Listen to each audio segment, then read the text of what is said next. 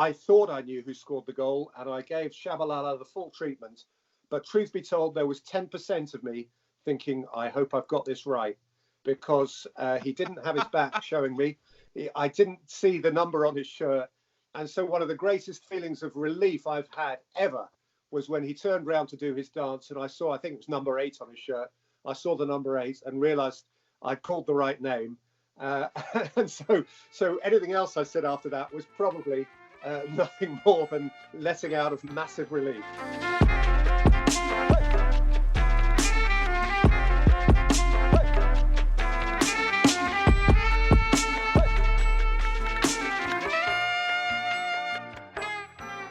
Welcome in to episode 4 of The Heart of the Game. I'm your host, Nate Abaurrea. You can find me on Twitter at Nate Abaurrea, and be sure to follow at World Soccer Talk.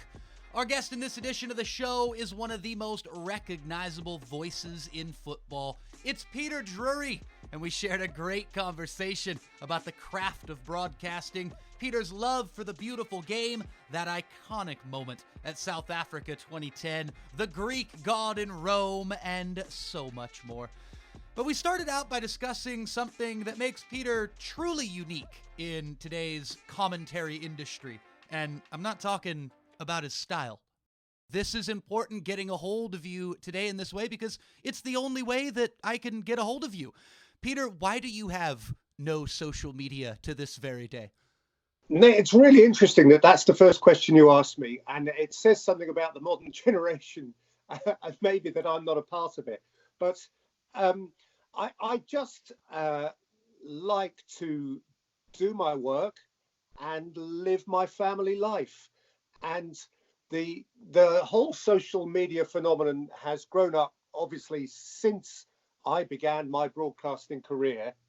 And listen, I'm not so much of a dinosaur that I don't absolutely accept that it is a part of the scenery now. It is what it is, and it would be impossible now for anybody, I think, to establish the sort of career I've been lucky enough to have without being on social media. But in that regard, I've kind of got away with it. And from a personal point of view, I'm more than happy to finish my work when the final whistle goes, put my microphone down, leave it, go home to my wife and my grown-up children, and not feel the need to extend my working day by dealing with all that social media brings. Now, listen, I understand that social media is a two-edged sword or a two-sided coin, however you want to put it. You know, it has a lot of advantages, a lot of really good things, and people in our business can glean a lot of encouragement from it, as well as a lot of information. Equally, it can be very critical for those of us who do our jobs very publicly. And I'm sort of long enough in the tooth now that I know when I've had a good day and I know when I've had a bad day. And all of us who broadcast know that both of those exist. And I don't really feel the need for other people to be telling me. You know, if my boss tells me, if my peers tell me that I've been useless today, I absolutely take that on board. But my skin isn't particularly thick, and you know, I just don't have the sort of headspace for it. And maybe that does make me a dinosaur, I don't know, but I'm very comfortable without it. I've been a long way answering that question, haven't I? I'm sorry, but I hope it gives you some sort of grasp on the way I feel. It absolutely gives me a grasp on how you feel. And bouncing off of that, I actually remember catching a chat that you had with a fabulous interviewer back in the UK regarding your call of the Roma-Barcelona match. And you referenced your children. I believe it was one of your sons who actually called you in as that great call, the Greek god in Rome, started going viral, and kind of had to call you in and go, Dad, check this out. You're not going to believe this. Everyone's going off about your call. What was that moment like where you got kind of sucked in to the social media world for a few minutes? Well, I got sucked in, but only, as you say, by proxy, really. Yeah, my son rang me, and various people started texting me. I can manage a text, you'll be glad to know, and sending me sort of screen grabs and this sort of thing. So I did get to see it, and the next 24 hours were fairly crazy. But that was a lovely 24 hours because people seemed to like it. But oddly enough, and you might think this is odd, it kind of reinforced the way I felt, because although that was lovely and the vast majority of it was really complimentary and that's great, and we all have an ego, and that played to my ego, and it was lovely. It was all consuming, and I couldn't escape. And actually, I did. Very rarely does this happen around a European Champions League game, but I had a spare day in Rome that week, and I was going around the Colosseum and on the tourist buses and on the Trevi Fountain and all of these things, and my phone was going the whole time. And I thought, this is why, lovely though this all is, this is why I love the anonymity. I don't do the job I do, I promise you. I know it seems contrary and almost contradictory, but I don't do this job to be well known. To the extent that I am reasonably well known, I don't particularly like it. I don't enjoy being out there, really. If it is contradictory, but if I could do it all in private, I would, which of course I can't. So so that day after the Roma Barcelona game, that day was fantastic. But rather than making me think, oh, I must be on social media because that means I'll get all of this fabulous feedback, it actually reinforced my view that I didn't want to be. And if the outpouring is that great, I'll hear about it anyway. just a wee taste, all you needed back on that day. Now that call went viral. That call is such an iconic moment. It's part of that great night that was for Roma and that 3-0 win against Barcelona. And so many of your broadcast calls have become part of the plays themselves, of these famous goals, a few others that we'll reference here a little bit more in the show. But one thing that I've heard people say about your calls, and this is people who are avid broadcasting fans or even fellow broadcasters or folks who are just casual fans, they'll hear a call of yours and go, my God, it's so good it almost sounds scripted. It sounds scripted, and I look at these people every time and I say, I can assure you that it's not. These are not scripted whatsoever. These are coming from the heart. So, Peter, where do these calls come from that are not scripted? The ones that come off are just a matter of good fortune and planets aligning. I promise you, it's not sort of a preconceived idea or anything like that. Just once in a while, you get a big moment and happen to find the right words for it, and that's lovely. And all I would say to the people who wonder whether they are scripted is this. If you take as the example that goal in Rome, which was scored by a Greek centre-half, okay? He was a very improbable scorer of a very improbable goal in a scenario that just wasn't going to happen. And so to presuppose or to suppose that I sat the night before that game writing a script for that goal, it's fanciful. That was 100,000 to 1. And by the way, of all the outfield players for Roma that night, he was probably the least likely scorer. So it does presuppose that I'd written a line for the other 17, and honestly, there aren't enough days in the week for that. And so all of these things, there's a real danger. Honestly, there is a real danger, I would say, and other commentators would back this up, in trying to preconceive or pre-script a goal, or any sort of moment, because the truth of the matter is that when it happens, it's not exactly as you would have pre-imagined it. And so any attempt to write it will fall short. And if I may, if I'm not rattling on too much, I'll give another very good example for that. The day Manchester City famously won the league and Aguero scored the goal, in 2012 to win the Premier League with almost the last kick of the season. Now, any of us who worked on that game would have been unprofessional if we hadn't arrived at that ground thinking about what we were going to say when the final whistle went that day and Manchester City won the title.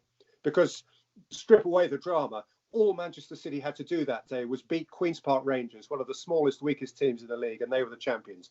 So we all assumed that was going to happen. So there wouldn't have been a commentator there that day who hadn't thought about what he was going to say for the trophy lift or for the blowing of the final whistle when City were champions. But anything you might have prepared in advance for that game, if you had used it in the moment Aguero scored the goal, or indeed at the blowing of the final whistle, would have been limp and lame and would have failed entirely to deal with the scenario as it actually worked out. And that is a great lesson for anyone who's broadcasting. Of course, you should have some thoughts in your mind about likely outcomes and scenarios. But if you try to write down word for word what you're going to say in a moment like that, you're going to come up short. Well, it's all about being natural, surely, and surely within those calls for you has to be somewhat of a love of language. I want to know, Peter, where your linguistic background comes from, because these are clearly natural calls. These are clearly just coming in the moment, freestyle out of the brain into the microphone. So where does the love of language for Peter Drury come from? I have to know. Well, there's no real answer to that. I mean, I always have loved the English language. I have no brilliant qualifications in it. I have no degree in it. I didn't eat. I mean, I did okay at school, but I wasn't a superstar by any means when it came to writing the language. I in fact, if I think back to my school days, my teachers probably used to say of me exactly what my critics say of me now, and that is, you're wordy. You know, verbose was the word that was used of me, and florid and flowery and all of those words, which is absolutely either fair criticism or lovely praise. You know, in our business, you can't please all of the people all of the time.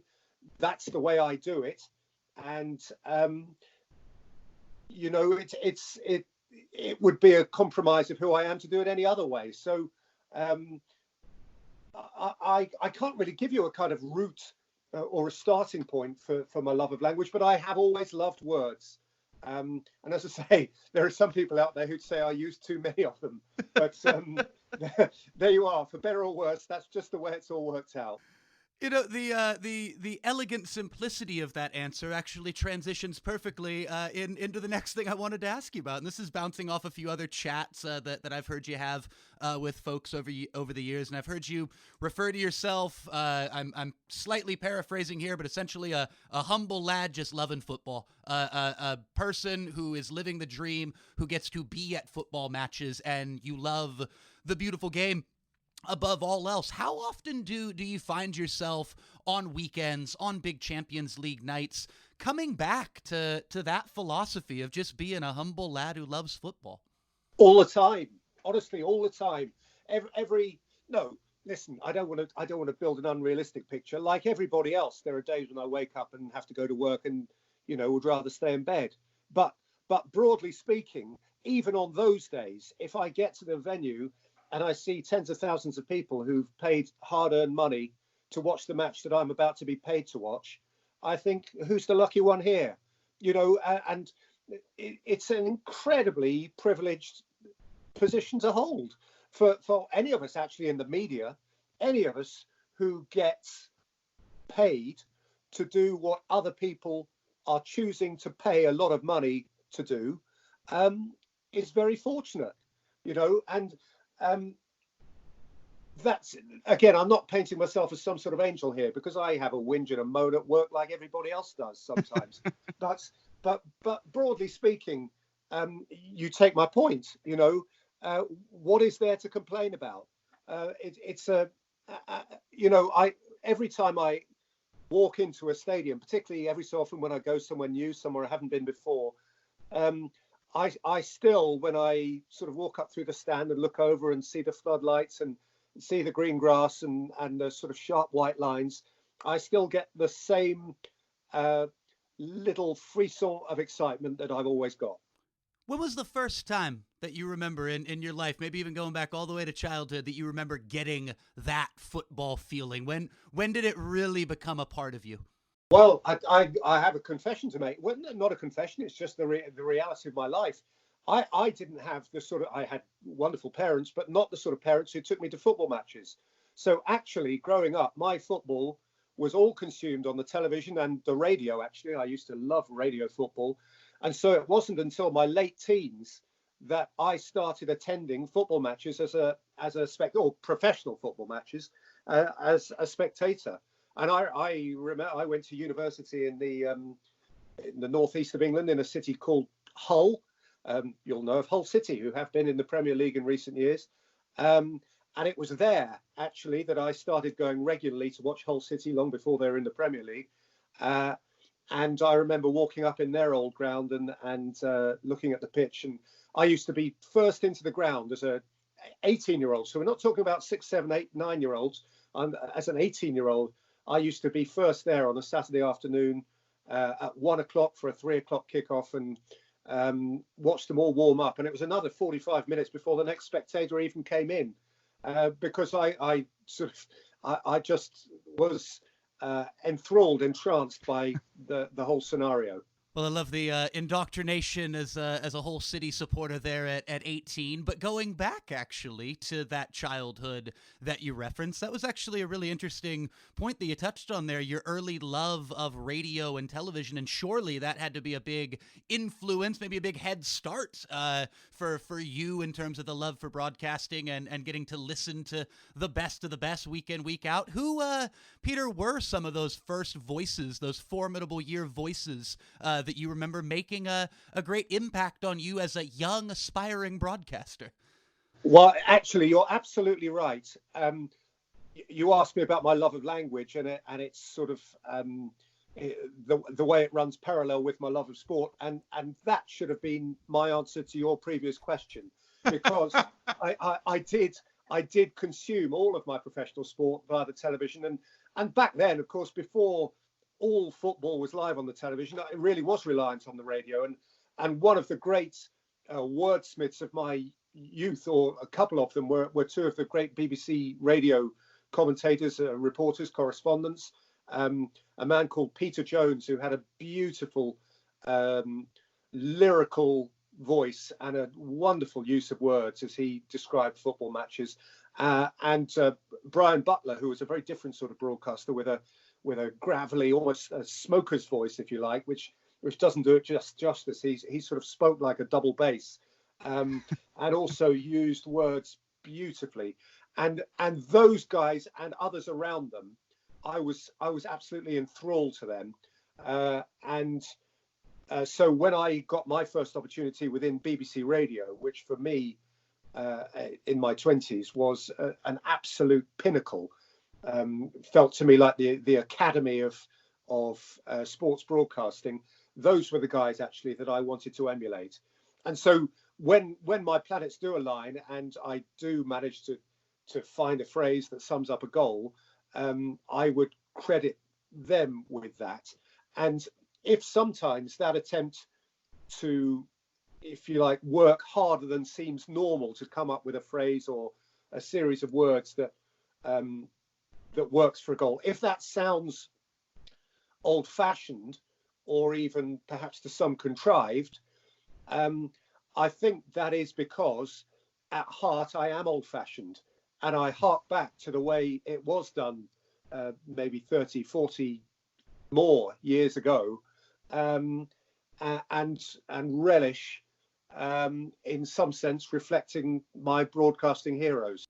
Oh, absolutely, and there very much is a palpable nostalgia that goes with your calls when you're on the broadcast that ties right back to the present moment, though, which is so important, bouncing off of all the things that you've touched on, of living in the moment, the thrill of football. I've heard you talk about the concept of 1-1 or 0-0 in the 80th minute, and it just being the greatest thing in the world, and having to have that present moment mentality. So, continuing on that, tying it all together, the nostalgia, the heroes of the past, and the up-to-the-minute excitement of football. What is it on these days that really gets you buzzing the most within that whole conversation? Is it the storylines within the league, or does it always just come back to that good fortune of being in the position that you're in?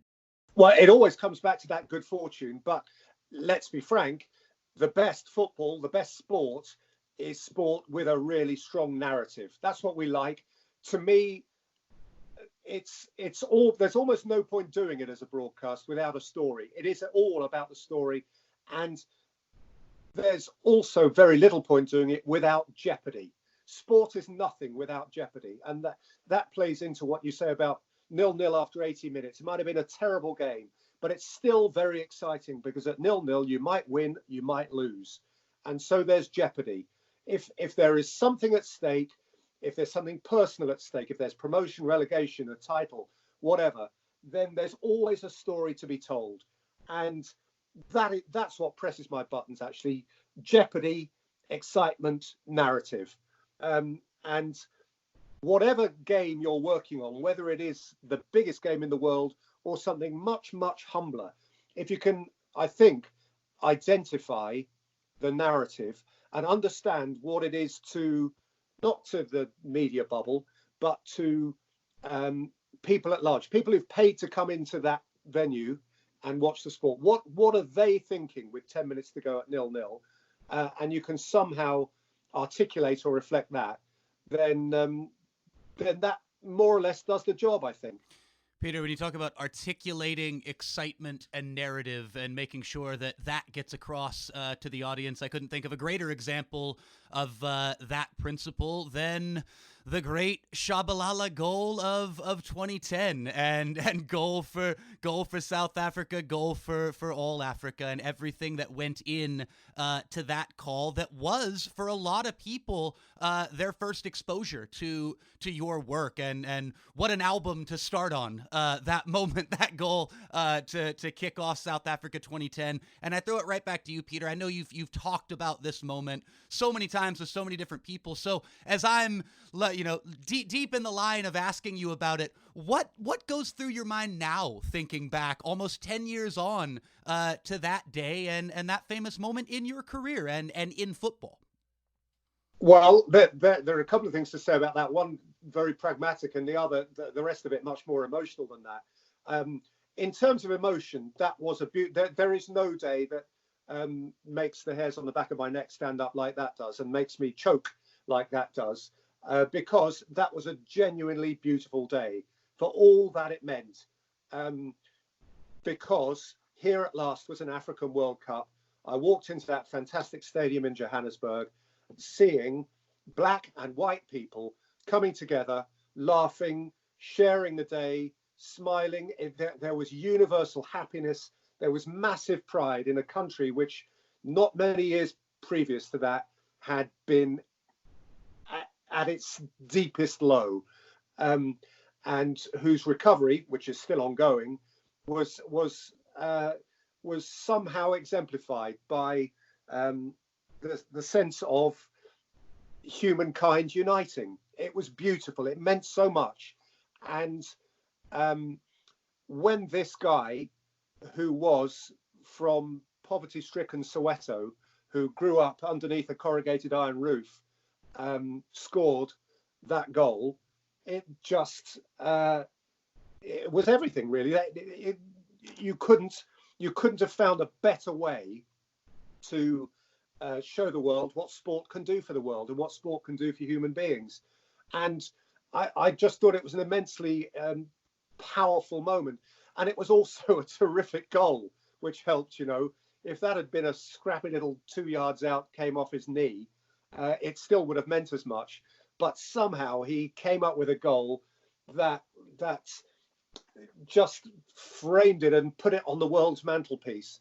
And it was a gorgeous moment. So when I think back to that, I think of all of those things. I also think, again, how lucky I got, because, truth be told, there were two guys in that South African team, each of whom had long dreadlocked hair. And one of them played the pass and one of them scored the goal. And I thought I knew who scored the goal, and I gave Shabalala the full treatment. But truth be told, there was 10% of me thinking, I hope I've got this right, because he didn't have his back showing me. I didn't see the number on his shirt.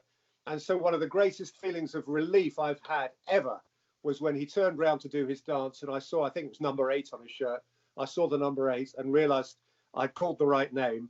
And so anything else I said after that was probably nothing more than a sort of letting out of massive relief.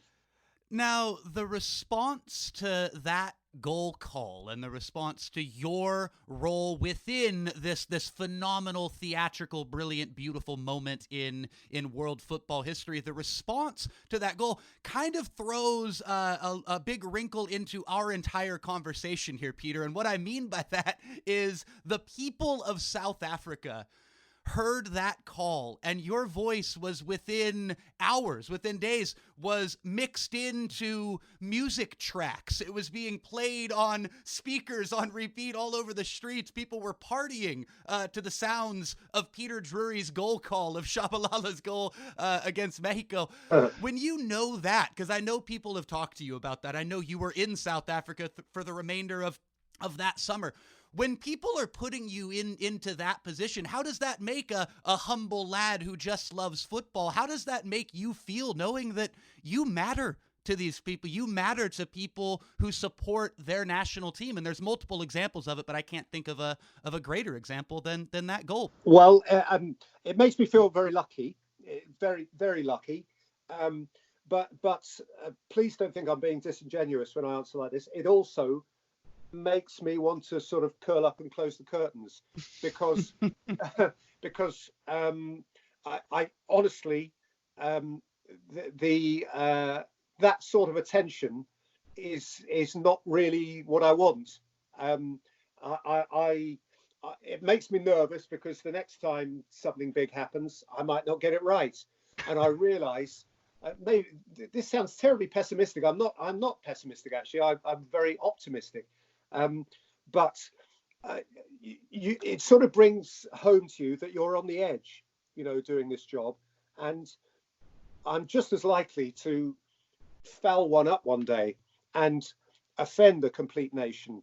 And so when there is a wave of praise like that, I'd almost rather say, can we, rather than pouring it all over me now, can we just save it and use it to neutralize when I get one wrong, and we'll just call it quits.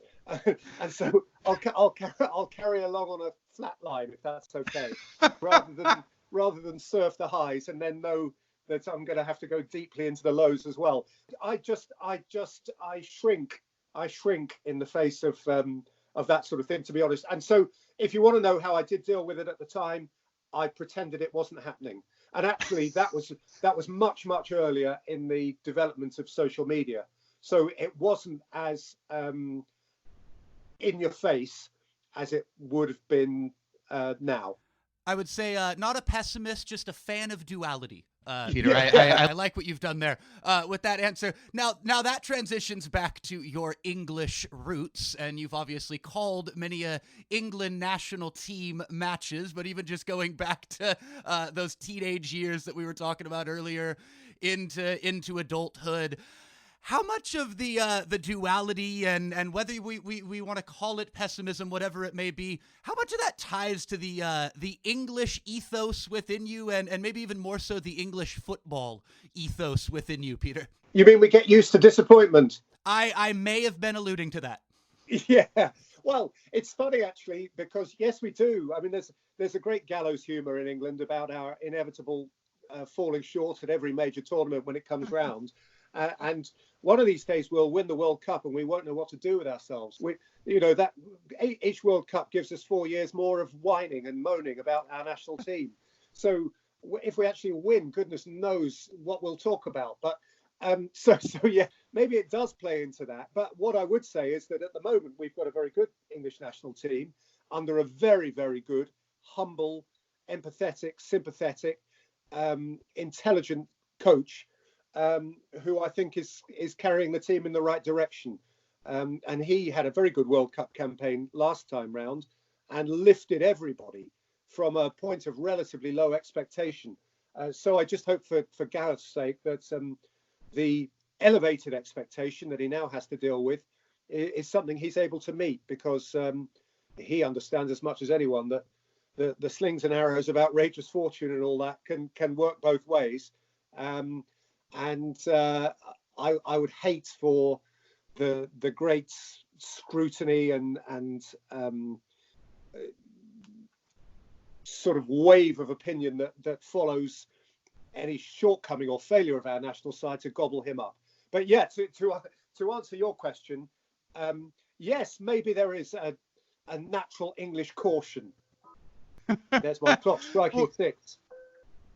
Well, there's going back to real quick one moment, Peter, from the 2018 World Cup in Russia. There was one of my favorite calls of all time, and within all the great poetic lines that people have enjoyed of yours, one of the starkest, simple calls that I've ever heard you make is one of my all-time favorites, and it was after the England-Colombia match in the round of 16, and you just leaned into the microphone and said, "England win on penalties." And I could hear the disbelief in your voice as it transmitted out through the international waves. What do you remember about that moment, and kind of what it says about much of what we're talking about here? Well, funnily enough, to go back to what we were talking earlier about should you ever script a line, again, I admitted in that conversation that it's not wrong to have a broad idea of what might come out in a moment that might happen. You do have to be very careful about not overly precisely scripting it. And I had thought about what would I say if England won a game on penalties, given their history of failure on penalties. And I thought for 20 minutes, half an hour, is there a clever line to be had here? And I thought, actually, nothing would be more appropriate than the simple fact that England have won on penalties. And so when they did, I guess the bit that was natural was the intonation, the disbelief that you perhaps heard in my voice. It flew in the face of so much painful history that certainly anybody who knew anything about English football would understand that those brief, simple words, "England have won on penalties," were enough. There was nothing more to say, and for those of us who were lucky enough to be there and were English, that is another shiver down the spine moment. Wow, we actually did it, and we were there when we did it. Extraordinary. You gotta love it. Peter, tying this whole conversation together, really kind of putting a bow on this whole thing. Appreciate your time and all that you've provided to the show here, and putting the bow on it with broadcasting as a craft. What is your number one piece of advice that you give to those young aspiring broadcasters that, again, I want to make this abundantly clear, this is something really cool. I've seen you make time for these young aspiring broadcasters, and I want to know what the number one thing that you tell them is. Well, I think be yourself, truthfully, because otherwise you get found out. And sometimes it's not easy to be yourself, because you do have to understand in a very public job like this that not everybody is going to like your work. And that can hurt. And in a very competitive industry like ours is, as you understand, you're also going to suffer rejection. And so all you can be is true to yourself. Do it the way you think it should be done. Do it with honesty. And before you embark on the journey, just check with yourself that you really mean it. That is to say, you really love the game that you're going to describe, and you really love the process, the work, the preparation that goes into it. Because if you don't, it will find you out. If you're going into it because you think you might get famous on the telly, that's the wrong reason to go into it. Go into it because you really love the whole process.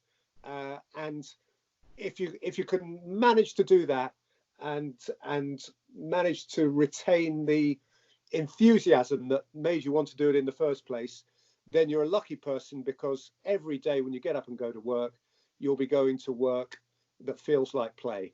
That's absolutely brilliant. And Peter, this is normally the time in the show where I have the guest give out their social media handles. So in lieu of that, any closing statements that you would like to make, Mr. Drury? Just an absolute pleasure to speak with you, Nate. It really is. I'm very flattered, because I know this is a show well listened to, particularly by the soccer community in the United States. And so I'm flattered that you've asked me to talk about myself, and I hope your listeners are still awake.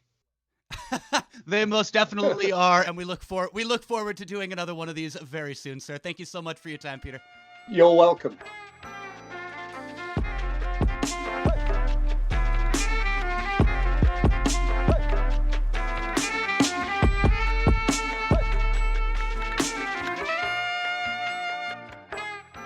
Another huge thank you to Peter Drury for joining us here on episode 4 of The Heart of the Game. That was a real treat for me, and I hope you enjoyed it as well. From here in the cross-border community of San Diego and Tijuana, Baja California, Mexico, to London, Johannesburg, and everywhere in between, this is Nate Abaurrea signing off. Thanks for listening to The Heart of the Game. Bye for now.